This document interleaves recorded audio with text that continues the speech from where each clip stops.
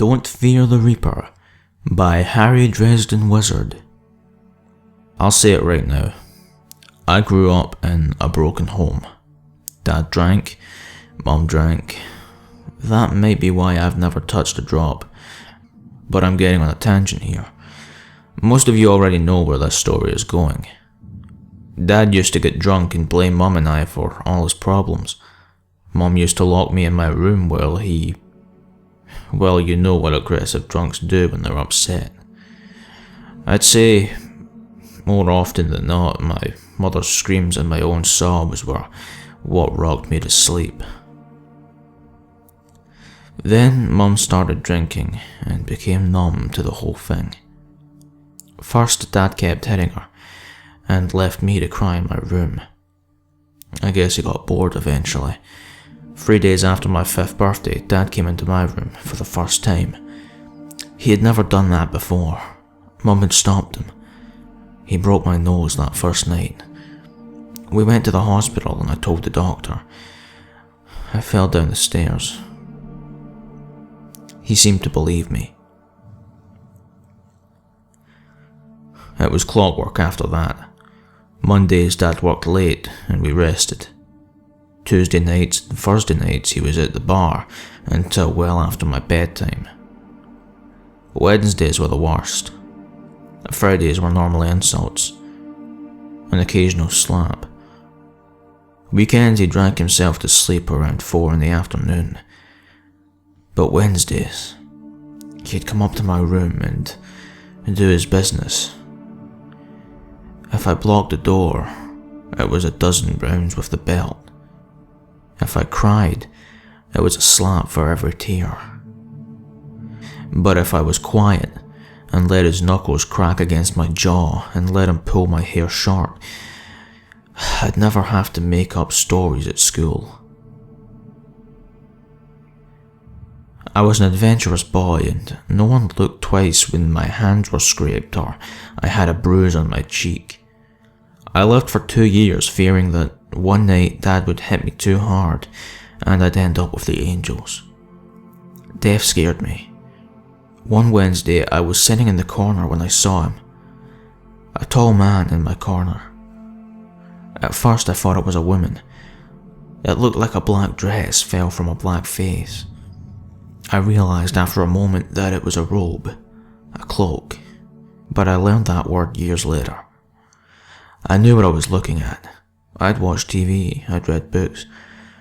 I knew what death was supposed to look like. But I couldn't cry. Dad would come in.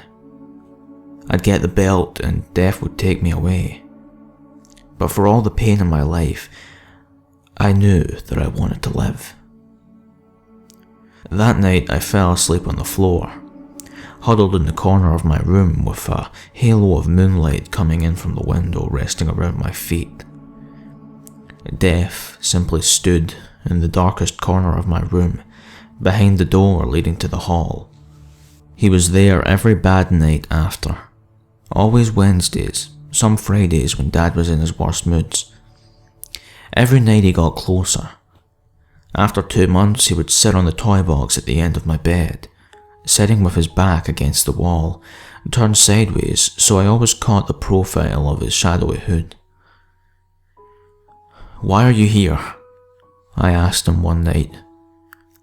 He stared at me from the toy box, knees pressed against the chest and arms curled around his shins, almost a fetal position.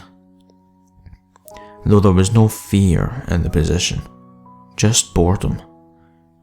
"To watch," he told me.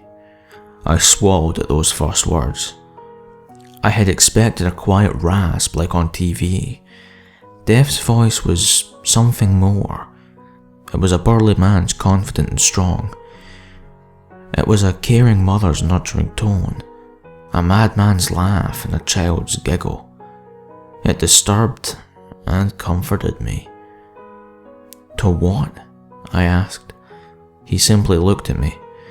I saw his eyes for the first time that night. I had always expected soulless pits there. Instead, I found blue orbs and a bleached skull. Those orbs held galaxies, eternal and non-existent. Everything and nothing lived in the shadows of his cloak. Those contradictions comforted me. "Over you, child," Death responded. I had thought he lied to me, and I grew upset. I asked him why he never stopped my father. "It is not my place to intervene," he told me. I asked him what he meant. He told me that he couldn't stop my father if he tried. He was simply there to guide me if my nightmare ever came true. After that night, Death was more of a father to me in the way my own father never was. The next week he brought a thick leather-bound book. Within were fairy tales, dark and light themes in countless languages. He told me stories in the voice of my grandmother, who died when I was 4. When I got older, he stopped bringing the book, stayed up until the crack of dawn, talking. I asked him about the afterlife and why things were the way they were. He always answered vaguely, telling me that I'd understand one day. He stayed with me and comforted me until dawn peeked over my neighbour's roof. Then the sunlight world touched his black robe, turning it into a blinding white. Then he was gone. He'd be back next week, and I'd get ready for school. I never tired when Death spoke to me. Life went on. When I was 12, my doctor fixed my nose for the 3rd time and started asking questions. Within 3 weeks, I was taken from that home and put into an orphanage. In a Hollywood moment, my family doctor, who had heard about what had been happening from a friend at a hospital, adopted me. He and his wife had been trying for a child for years. They never did. I lived a happy life after that. I never forgot what happened to me in my youth though.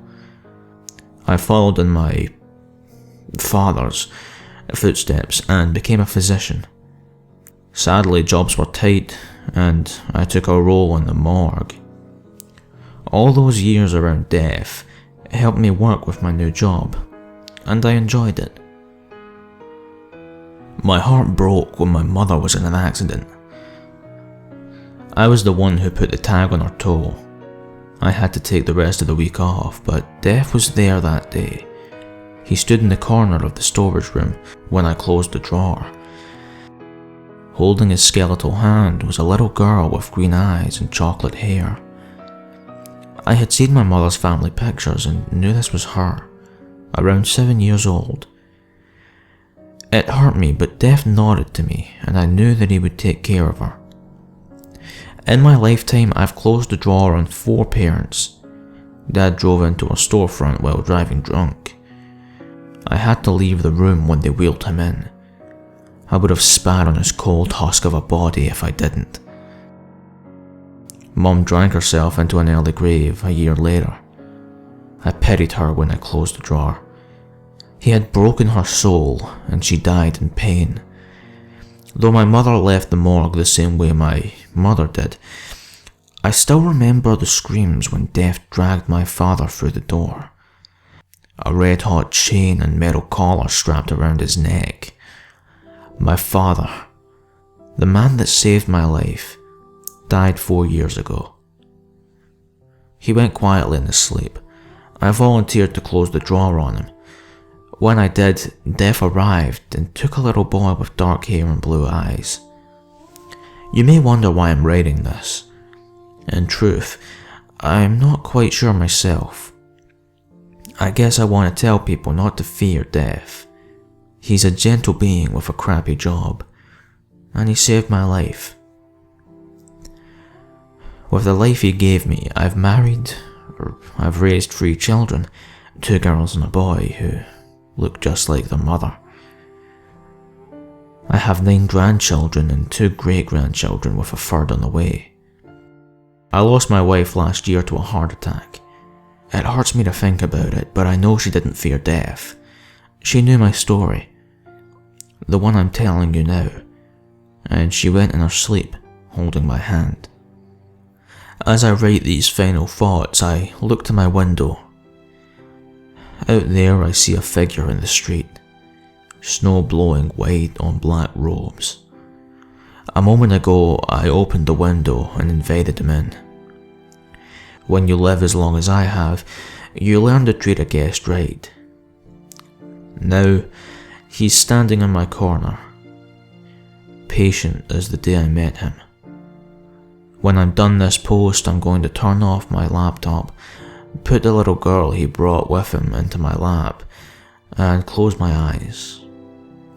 My wife will close her brilliant blue eyes and rest her crimson locks on my chin. I'll take one breath and fall asleep. When I wake up, I'll be with my family. I'll see my mother and father again.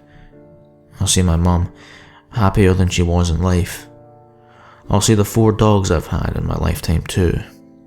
Hopefully. Mortimer, Death calls from the corner. I sigh and type faster.